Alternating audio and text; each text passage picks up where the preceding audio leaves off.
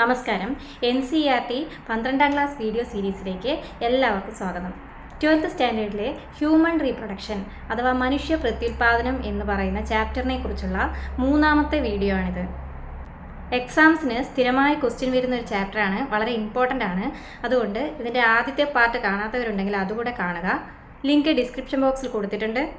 ചാപ്റ്ററിലേക്ക് പോകുന്നതിന് മുമ്പ് ഈ ചാനൽ നിങ്ങൾ ഇതുവരെ സബ്സ്ക്രൈബ് ചെയ്തിട്ടില്ല എങ്കിൽ ചാനൽ ഒന്ന് സബ്സ്ക്രൈബ് ചെയ്യുക. അപ്പോൾ ഇതുപോലുള്ള ക്ലാസ്സുകൾ നിങ്ങൾക്ക് ഇനിയും ലഭിക്കുന്നതായിരിക്കും. നമുക്ക് പാഠഭാഗത്തേക്ക് പോകാം.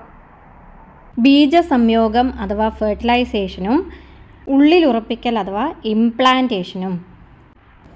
ലൈംഗിക ബന്ധത്തിലേർപ്പെടുമ്പോൾ ശിശ്നത്തിൽ നിന്നും പുറത്തു വരുന്ന ശുക്ലം യോനിയിലേക്ക് നിക്ഷേപിക്കപ്പെടുന്നു.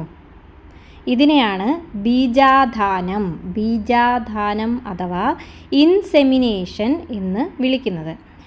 ചലനശേഷിയുള്ള പുംബീജങ്ങൾ വേഗത്തിൽ നീന്തി ഗർഭാശയ ഗളത്തെ കടന്ന് ഗർഭാശയത്തിലേക്ക് പ്രവേശിക്കുന്നു.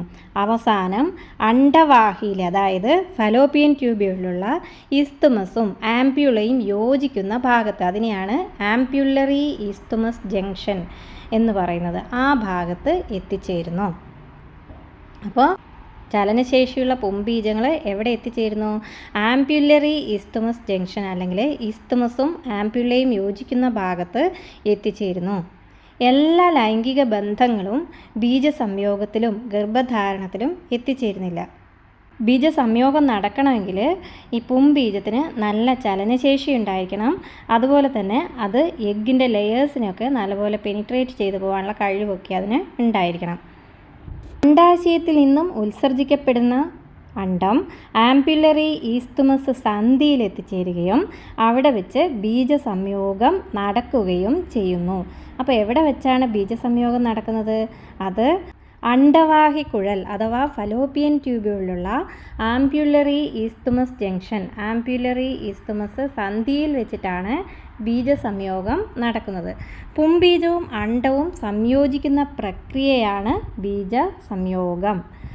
പുംബീജവും അണ്ഡവും ഒരേ സമയത്ത് ആംപ്യുലറി ഈസ്തുമസ് സന്ധിയിൽ എത്തിച്ചേർന്നാൽ മാത്രമേ ബീജസംയോഗം സാധ്യമാവുകയുള്ളൂ. അതായത് ഇപ്പോൾ നിങ്ങൾക്ക് ഒരു വ്യക്തിയെ കാണണം, അദ്ദേഹത്തോട് സംസാരിക്കണമെന്ന് നിങ്ങൾക്കുണ്ട്. നിങ്ങൾ എന്ത് ചെയ്യുന്നു? ബസ് സ്റ്റോപ്പിൽ പോയിട്ട് അദ്ദേഹത്തെ വെയിറ്റ് ചെയ്ത് ഇങ്ങനെ നിൽക്കുകയാണെന്ന് വിചാരിക്കാം. എന്നാൽ കുറേ നേരം വെയിറ്റ് ചെയ്തിട്ട് വന്നില്ല, നിങ്ങൾ തിരിച്ചുപോയി. കുറേ കഴിഞ്ഞ് ഒരു ബസ്സിൽ അദ്ദേഹം വന്ന് ഇറങ്ങി. ബസ് സ്റ്റോപ്പിൽ നിങ്ങളെ നോക്കും. നിങ്ങളെ കണ്ടുമുട്ടാൻ പറ്റുമോ? ഇല്ല. അതുപോലെ തന്നെയാണ് ഇവിടെയും കാര്യം. പുംബീജവും അണ്ഡവും ഒരേ സമയത്ത് തന്നെ ആ ബസ് സ്റ്റോപ്പ്, അതായത് ആംപ്യുലറി ഈസ്തുമസ് സന്ധി, ആംപ്യുലറി ഈസ്തുമസ് ജംഗ്ഷനിലേക്ക് എത്തിച്ചേരണം. അപ്പോൾ മാത്രമേ ബീജസംയോഗം സാധ്യമാവുകയുള്ളൂ. ബീജസംയോഗം നടക്കുമ്പോൾ ഒരു പുംബീജം അണ്ഡത്തിൻ്റെ പുറംപാളിയായ അണ്ഡസ്തരവുമായി സമ്പർക്കത്തിൽ വരികയും അണ്ഡത്തിനെ രാസമാറ്റങ്ങൾക്ക് വിധേയമാക്കി ഒന്നിൽ കൂടുതൽ പുംബീജങ്ങളുടെ പ്രവേശനത്തെ തടസ്സപ്പെടുത്തുകയും ചെയ്യുന്നു. ബീജസംയോഗം നടക്കുമ്പോൾ ഒരു പുംബീജം മാത്രം അണ്ഡത്തിൻ്റെ പുറംപാളിയുമായി സമ്പർക്കത്തിൽ വരും. ധാരാളം പുംബീജങ്ങൾ ഒരേ സമയം അണ്ഡത്തിൻ്റെ നേരെ നീങ്ങുന്നുണ്ടാവും. എന്നാൽ ഒറ്റ പുംബീജം മാത്രമാണ് അണ്ഡവുമായിട്ട് സമ്പർക്കത്തിൽ വരുന്നത്. അത് അണ്ഡത്തിൻ്റെ സ്തരം, ആ പുറമേയുള്ള സ്തരം, അതിന് പറയുന്ന പേരെന്താണ്? സോണാ പെലുസിഡയുമായിട്ട് സമ്പർക്കത്തിൽ വരുമ്പോൾ അണ്ഡസ്തരത്തിനെ ഇതെന്ത് ചെയ്യും? രാസമാറ്റങ്ങൾക്ക് വിധേയമാക്കും. അങ്ങനെ ഒന്നിൽ കൂടുതൽ പുംബീജങ്ങൾ അതിലേക്ക് വീണ്ടും വന്ന് പ്രവേശിക്കുന്നതിനെ ഇത് തടസ്സപ്പെടുത്തുകയും ചെയ്യുന്നു. ഇതുവഴി ഒരു പുംബീജവും ഒരു അണ്ഡവും മാത്രമേ ബീജസംയോഗത്തിൽ ഏർപ്പെട്ടിട്ടുള്ളൂ എന്ന് ഉറപ്പുവരുത്താൻ കഴിയും. ബീജാഗ്രത്തിൽ ഉൽപ്പാദിപ്പിക്കപ്പെടുന്ന സ്രവങ്ങൾ, ബീജാഗ്രത്തിന് വേറെ പേരെന്തായിരുന്നു? അക്രോസോം. ബീജത്തിൻ്റെ സ്ട്രക്ചർ ഓർമ്മയുണ്ടല്ലോ. അപ്പോൾ ഏറ്റവും മുന്നിലുള്ള ആ ഇങ്ങനെ കൂർത്തിരിക്കുന്ന പോലത്തെ ഒരു ഭാഗമില്ലേ, അതിനെയാണ് എന്ത് പറയുന്നത്? ബീജാഗ്രം എന്ന് പറയുന്നത്. ബീജാഗ്രത്തിൽ ഉൽപ്പാദിപ്പിക്കപ്പെടുന്ന സ്രവങ്ങൾ അണ്ഡസ്തരവും കോശസ്തരവും ഭേദിച്ച് നേരെ എങ്ങോട്ടെത്തും? കോശദ്രവ്യത്തിനുള്ളിലേക്ക് എത്തും. അതായത് ഈ എഗ്ഗിൻ്റെ സ്തരങ്ങളൊക്കെ ഭേദിച്ചു കഴിഞ്ഞാൽ പിന്നെ ഉള്ളിൽ ആരാ ഉള്ളത്? ഉള്ളിൽ എന്താ ഉള്ളത്? കോശദ്രവ്യമല്ലേ ഉണ്ടാവുക. ബീജം നേരെ കോശദ്രവ്യത്തിനുള്ളിലേക്ക് എത്തുന്നു. ദ്വിതീയ അണ്ഡകത്തിൻ്റെ ഊനഭംഗം പൂർത്തീകരിക്കുന്നതിന് ഇത് പ്രചോദനമാകുന്നു. ഊനഭംഗത്തിൻ്റെ രണ്ടാമത്തെ വിഭജനവും തുല്യമല്ലാത്തതിനാൽ ദ്വിതീയ ധ്രുവപിണ്ഡവും അതായത് സെക്കൻഡറി പോളാർ ബോഡിയും ഒരു ഏകപ്ലോയിഡ് അണ്ഡവും രൂപപ്പെടുന്നു. അപ്പോൾ ദ്വിതീയ അണ്ഡകത്തിൽ ഊനഭംഗം അഥവാ മിയോസിസ് നടക്കും. ഈ മിയോസിസ് എന്ന് പറയുന്നത് അൺഈക്വലായിട്ടുള്ള ഡിവിഷൻ, തുല്യമല്ലാത്ത ഡിവിഷനാണ് നടക്കുന്നത്. എന്നിട്ട് എന്തൊക്കെ ഉണ്ടാവും? സെക്കൻഡറി പോളാർ ബോഡി അല്ലെങ്കിൽ ദ്വിതീയ ധ്രുവപിണ്ഡം ഉണ്ടാവും. അതുപോലെ തന്നെ ഒരു ഏകപ്ലോയിഡ് അണ്ഡം ഉണ്ടാവും. പുംബീജത്തിൻ്റെ ഏകപ്ലോയിഡ് മർമ്മവും അണ്ഡത്തിൻ്റെ ഏകപ്ലോയിഡ് മർമ്മവും കൂടിച്ചേരും. അങ്ങനെ കൂടിച്ചേർന്നിട്ട് ഒരു സിക്താണ്ഡം, ഒരു ഡിപ്ലോയിഡ് ആയിട്ടുള്ള സിക്താണ്ഡം അഥവാ സൈഗോട്ട് രൂപം കൊള്ളുന്നു. ഇവിടെ ഒരു ചിത്രം കൊടുത്തിട്ടുണ്ട്, നോക്കൂ. ഈ ചിത്രത്തിൽ കാണിക്കുന്നത് അണ്ഡത്തിന് ചുറ്റും പുംബീജങ്ങളുടെ സാന്നിധ്യമാണ് കാണിക്കുന്നത്. ഇവിടെ ഈ കൊടുത്തിരിക്കുന്നതാണ് പുംബീജം അഥവാ സ്പേം എന്ന് പറയുന്നത്. ഇവിടെ നോക്കിയാൽ കാണാം, ഒരു സ്പേം ഇങ്ങോട്ടേക്ക് പിയേഴ്സ് ചെയ്ത് പോയിട്ടുണ്ട്, തുളച്ച് കയറി പോയിട്ടുണ്ട്. അപ്പോൾ ഏറ്റവും പുറമെ എന്തുണ്ട്? കൊറോണ റേഡിയേറ്റ എന്ന് പറയുന്ന ഒരു ലെയർ ഏറ്റവും പുറമെ ഇങ്ങനെ കൊടുത്തിട്ടുണ്ട്. അതിൻ്റെ ഉള്ളിലായിട്ട് എന്തുണ്ട്? വിറ്റലൈൻ മെംബ്രെയിൻ കൊടുത്തിട്ടുണ്ട്. അപ്പോൾ ഇതിന് രണ്ടിൻ്റെ ഇടയിൽ എന്തുണ്ട്? സോണ പെലുസിഡ എന്ന് പറയുന്ന ലെയർ, അതിവിടെ ഗ്രീൻ കളറിൽ ഇങ്ങനെ കൊടുത്തിട്ടുണ്ട്. അപ്പോൾ ഈ വന്നിട്ടുള്ള ഈ ഒരു സ്പേം ഇവിടെ സോണ പെലുസിഡ കണ്ടില്ലേ? ഈ സോണ പെലുസിഡ എന്ന് പറയുന്ന ഗ്രീൻ ലെയറിലേക്ക് ഇങ്ങനെ തുളച്ച് കയറി നിൽക്കുന്നുണ്ട്. അപ്പോൾ അതാണ് ഈ ഒരു പിക്ചറിൽ കാണിച്ചിരിക്കുന്നത്. ഈ ഘട്ടത്തിൽ തന്നെ കുഞ്ഞിൻ്റെ ലിംഗം നിർണ്ണയിക്കപ്പെടുന്നു. അതായത് ഫെർട്ടിലൈസേഷൻ നടന്ന ആ ഒരു ഘട്ടത്തിൽ തന്നെ കുഞ്ഞിൻ്റെ ലിംഗം നിർണ്ണയിക്കപ്പെടുന്നുണ്ട് എന്ന് ഓർക്കേണ്ടതുണ്ട്. ഇതെങ്ങനെയാണെന്നാണ് ഇനി പറയുന്നത്. മനുഷ്യരിൽ സ്ത്രീകളുടെ ലിംഗനിർണ്ണയ ക്രോമസോമുകൾ ഏതാണ്? XX. സ്ത്രീകളുടെ ലിംഗനിർണ്ണയ ക്രോമസോമുകൾ XX എന്നും പുരുഷന്മാരുടെ ലിംഗനിർണ്ണയ ക്രോമസോമുകൾ XY എന്നും അറിവുള്ളതാണല്ലോ. അതുകൊണ്ട് സ്ത്രീകളിലുണ്ടാകുന്ന ഏകപ്ലോയിഡ് അണ്ഡങ്ങൾ അഥവാ ഹാപ്ലോയിഡ് എഗ്ഗിലുള്ള ലിംഗ ക്രോമസോമുകൾ എന്തായിരിക്കും? X ആയിരിക്കും. XX സ്ത്രീകളിലെ ലിംഗ ക്രോമസോമാണെങ്കിൽ അതിൽ നിന്നുണ്ടായിട്ടുള്ള എഗ്ഗിലേത് ഏതായിരിക്കും? X ആയിരിക്കും ലിംഗ ക്രോമസോം. എന്നാൽ XY ആണ് പുരുഷന്മാരിലെ ലിംഗനിർണ്ണയ ക്രോമസോമുകളെങ്കിൽ അതിൽ Xഉം Yയും ഇങ്ങനെ 2 ലിംഗ ക്രോമസോമുകളായിരിക്കും പുംബീജങ്ങൾക്ക് ഉണ്ടായിരിക്കുക. 50% പുംബീജങ്ങൾ, അതായത് പകുതി പുംബീജങ്ങളിലും ഈ X ക്രോമസോം ആയിരിക്കും ഉണ്ടാവുക. എന്നാൽ ബാക്കി 50% എന്തായിരിക്കും? Y ലിംഗ ക്രോമസോമുകളായിരിക്കും ഉണ്ടായിരിക്കുക. X ലിംഗ ക്രോമസോമുകളുള്ള പുംബീജമാണോ അതോ Y ലിംഗ ക്രോമസോമുകളുള്ള പുംബീജമാണോ അണ്ഡവുമായി കൂടിച്ചേർന്നത് എന്നതിനെ അനുസരിച്ചായിരിക്കും സിക്താണ്ഡം XX അല്ലെങ്കിൽ XY ആകുന്നത്. XX എന്ന ലിംഗനിർണ്ണയ ക്രോമസോമുള്ള സിക്താണ്ഡം വളർന്ന് എന്താവും? പെൺകുഞ്ഞായി മാറും. XY എന്ന ലിംഗനിർണ്ണയ ക്രോമസോം ഇതാണെങ്കിൽ എന്തായിരിക്കും? അത് ആൺകുഞ്ഞായും മാറുന്നു. കുഞ്ഞിൻ്റെ ലിംഗം നിർണ്ണയിക്കുന്നതിൽ പുംബീജത്തിൻ്റെ ക്രോമസോം ഘടനയാണ് അടിസ്ഥാനമായിട്ടുള്ളതെന്ന് ഇപ്പോൾ മനസ്സിലായില്ലേ? ഈ സിക്താണ്ഡം അണ്ഡവാഹിയിലൂടെ ഈസ്തുമസിലൂടെ കടന്നു പോകുമ്പോൾ ക്രമഭംഗം അഥവാ മൈറ്റോസിസിന് വിധേയമാകുന്നു.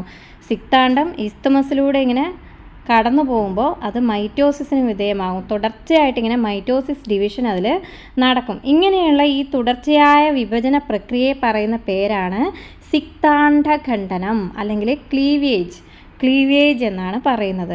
തുടർന്ന് ഗർഭാശയത്തിലേക്ക് നീങ്ങുമ്പോൾ 2, 4, 8, 16 എന്ന ക്രമത്തിൽ പുത്രികാ കോശങ്ങൾ ഇങ്ങനെ വർദ്ധിച്ചുകൊണ്ടേയിരിക്കും. ഈ കോശങ്ങളെയാണ് ഭ്രൂണഖണ്ഡം അല്ലെങ്കിൽ ബ്ലാസ്റ്റോമിയേഴ്സ് എന്ന് വിളിക്കുന്നത്.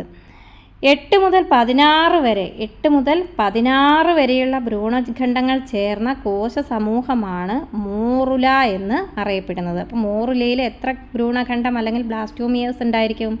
8 to 16, 8 മുതൽ 16 വരെ ഭ്രൂണഖണ്ഡങ്ങൾ ഉണ്ടായിരിക്കും. ഗർഭാശയത്തിലേക്ക് നീങ്ങുന്നതിനിടയിൽ മോറുല ഡിവിഷൻ ഇങ്ങനെ വിഭജനം തുടരുകയും അത് ബ്ലാസ്റ്റോസിസ്റ്റായി മാറുകയും ചെയ്യുന്നു. അപ്പോൾ മോറുലയിൽ നിന്ന് എന്തുണ്ടാവുന്നു? ബ്ലാസ്റ്റോസിസ്റ്റ് ഉണ്ടാവുന്നു. ഈ ബ്ലാസ്റ്റോസിസ്റ്റിലെ ഭ്രൂണഖണ്ഡങ്ങൾ ക്രമീകരിക്കപ്പെടും. ഇങ്ങനെ ക്രമീകരിക്കപ്പെട്ടിട്ട് പോഷകാരകം അല്ലെങ്കിൽ ട്രോപ്പോബ്ലാസ്റ്റ് എന്ന ഒരു പുറംപാളി ഉണ്ടാകും. അതുപോലെ പോഷകാരത്തോട് ബന്ധിപ്പിക്കപ്പെട്ടിരിക്കുന്ന ആന്തരകോശ സമൂഹം അല്ലെങ്കിൽ ഇന്നർ സെൽ മാസ് രൂപപ്പെടുകയും ചെയ്യുന്നു. പോഷകാരക പാളി അല്ലെങ്കിൽ ട്രോപ്പോബ്ലാസ്റ്റ് ലെയർ ഗർഭാശയ അന്തരപാളി അഥവാ എൻഡോമെട്രിയത്തിലേക്ക് കൂട്ടിച്ചേർക്കപ്പെടുന്നു. അതേസമയത്ത് ആന്തരകോശ സമൂഹം ഒരു എംബ്രിയോ അല്ലെങ്കിൽ ഒരു ഭ്രൂണമായിട്ട് രൂപാന്തരപ്പെടുകയും ചെയ്യുന്നു. കൂട്ടിച്ചേർക്കപ്പെട്ടതിന് ശേഷം ഗർഭാശയ കോശങ്ങൾ വളരെ വേഗത്തിൽ ഇങ്ങനെ വിഭജിക്കപ്പെടുകയും ഈ ബ്ലാസ്റ്റോസിസ്റ്റിനെ ആവരണം ചെയ്യുകയും ചെയ്യും.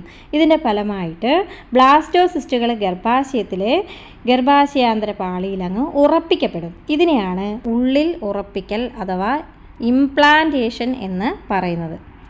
ഈ ഒരു പിക്ചറിൽ നോക്കിക്കഴിഞ്ഞാൽ ഇപ്പോൾ പറഞ്ഞിട്ടുള്ള കാര്യങ്ങൾ മനസ്സിലാവാത്തവർക്ക് പെട്ടെന്ന് മനസ്സിലാവും. ഈ ഒരു ചിത്രത്തിൽ കൊടുത്തിരിക്കുന്നത് അണ്ടത്തിൻ്റെ ആ ഒരു സഞ്ചാരമാണ് കൊടുത്തിരിക്കുന്നത്. ഈ എ എന്ന് പറയുന്ന പിക്ചറിൽ നിങ്ങൾക്ക് എഗ്ഗ് കാണാൻ പറ്റും. എഗ്ഗും അതിൻ്റെ ആ പുറമേയുള്ള ലെയേഴ്സൊക്കെ ആയിട്ട് അങ്ങനെ ഇവിടെ നിൽക്കുന്നുണ്ട്. എന്നാൽ ഈ അടുത്ത പിക്ചറിൽ ബി എന്ന് പറയുന്ന പിക്ചറിൽ എന്താണ്, ഇതിൻ്റെ നേരെ കുറേ സ്പേംസ് ഇങ്ങനെ വരുന്ന കാണാമല്ലോ. അപ്പോൾ ഈ എഗ്ഗ് ആദ്യം എവിടെയാണ്? ഈ അണ്ടാശയത്തിലാണ് ഈ എഗ്ഗ് ഉള്ളത്. എ എന്ന് പറയുന്ന പിക്ചറിലെ എഗ്ഗാണ് ഇവിടെ അണ്ടാശയത്തിൽ ചെറിയത് കൊടുത്തിരിക്കുന്നത്. അപ്പോൾ ഈ അണ്ടാശയത്തിൽ നിന്ന് അതെങ്ങോട്ടേക്ക് വന്നിട്ടുണ്ട്? നേരെ അണ്ടവാഹിക്കുഴൽ അഥവാ ഫലോപ്പിയൻ ട്യൂബ്യൂളിലേക്ക് വന്നിട്ടുണ്ട്. ഈ ഫലോപ്പിയൻ ട്യൂബ്യൂളിൽ വെച്ചിട്ടാണ് ഇത് നടക്കുന്നത്. ഏത്? ബീജസംയോഗം നടക്കുന്നത്. അപ്പോൾ ഇവിടെ ബീജസംയോഗം നടന്നു. ബീജസംയോഗം നടന്നിട്ട് അതെന്തായി മാറി? സിക്താണ്ഡം അല്ലെങ്കിൽ സൈഗോട്ടായി മാറിയിട്ടുണ്ട്. ഈ സി എന്ന് പറയുന്നത് സൈഗോട്ട് ഉണ്ടായതാണ്. അതാണ് ഇവിടെ വലുതായി കൊടുത്തിരിക്കുന്നത്. സൈഗോട്ട് ഒരൊറ്റ കോശമാണല്ലോ. അപ്പോൾ അതിന് ഡിവിഷൻ നടന്നിട്ട് ഒന്ന് 2ആയി മാറും, 2, 4, 8, 16 അങ്ങനെയായി മാറുകയാണ്. അപ്പോൾ ഇവിടെ നിങ്ങൾക്ക് 4 കോശങ്ങളുള്ള സൈഗോട്ട് കാണാം. ഇവിടെ എത്തുമ്പോഴേക്കും കോശം എന്തായി? മോറുല. 8 മുതൽ 16 വരെ കോശങ്ങളുള്ള കോശ സമൂഹം, അതിനെയാണ് എന്ത് പറയുന്നത്? മോറുല എന്ന് പറയുന്നത്. മോറുലയാണ് ഇവിടെ കൊടുത്തിരിക്കുന്നത്. ഈ മോറുല നേരെ ഗർഭാശയത്തിലേക്ക് പോകുന്നു. അങ്ങനെ പോകുന്നതിനിടയിൽ അതിന് വീണ്ടും വീണ്ടും ഡിവിഷൻസ് നടക്കുന്നു. അങ്ങനെ അത് എന്തായി മാറുന്നു? ഒരു ബ്ലാസ്റ്റോസിസ്റ്റായി മാറുന്നു. ബ്ലാസ്റ്റോസിസ്റ്റാണ് ഇവിടെ കൊടുത്തിരിക്കുന്നത്. ബ്ലാസ്റ്റോസിസ്റ്റിലെ ഭ്രൂണഖണ്ഡങ്ങൾ അഥവാ ബ്ലാസ്റ്റോമിയസ് ക്രമീകരിക്കപ്പെട്ട് ട്രോപ്പോബ്ലാസ്റ്റ് അഥവാ പോഷകാരകം എന്ന ഒരു പുറംപാളിയായി തീരുന്നതാണ് ഇവിടെ കൊടുത്തിരിക്കുന്നത്. ആന്തരകോശത്തിൽ ഉള്ള ആ കോശങ്ങളെല്ലാം കൂടെ ഒരുമിച്ച് കൂടി നിൽക്കും. അതിനെയാണ് ആന്തരകോശ സമൂഹം ഇവിടെ ഇങ്ങനെ കൊടുത്തിട്ടുണ്ട്, അല്ലെങ്കിൽ ഇന്നർ സെൽ മാസ് എന്ന് പറയുന്നത്. ഇപ്പോൾ ഫെർട്ടിലൈസേഷനും ഇംപ്ലാന്റേഷനും നിങ്ങൾക്ക് ക്ലിയർ ആയിട്ടുണ്ടാവുമെന്ന് വിശ്വസിക്കുന്നു. ഇത്രയൊക്കെയാണ് ഈ ഒരു ചാപ്റ്ററിൽ നമ്മൾ ഉൾപ്പെടുത്തിയിരിക്കുന്നത്. വീഡിയോ നിങ്ങൾക്ക് ഇഷ്ടപ്പെട്ടിട്ടുണ്ടാവുമെന്ന് വിചാരിക്കുന്നു. അപ്പം വീഡിയോ ലൈക്ക് ചെയ്യുക, കമൻറ്റ് ചെയ്യുക, മറ്റുള്ളവർക്ക് വേണ്ടി ഷെയർ ചെയ്ത് കൊടുക്കുക. ഒപ്പം ഇതുവരെ സബ്സ്ക്രൈബ് ചെയ്യാതെയാണ് നിങ്ങൾ ഈ വീഡിയോ കാണുന്നതെങ്കിൽ ചാനൽ സബ്സ്ക്രൈബ് ചെയ്യുക. താങ്ക്